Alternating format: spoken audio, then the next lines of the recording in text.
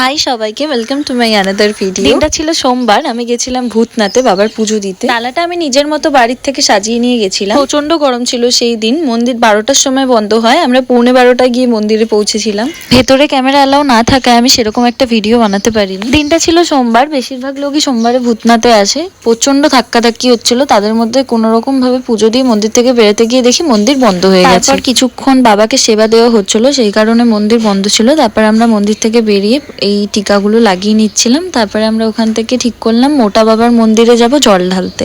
রাস্তায় কুকুরটার সাথে দেখা হয়ে গেছিল, আগের বারে আমাকে কামড়ে দিয়েছিল। তো আমরা মোটা বাবার মন্দিরে যাওয়ার আগে রাস্তায় একটা ছোট ভোলে বাবার মন্দির পড়ে, সেইখানে বাবার মাথায় জল ঢেলে মোটা বাবার মন্দিরে ঢুকি।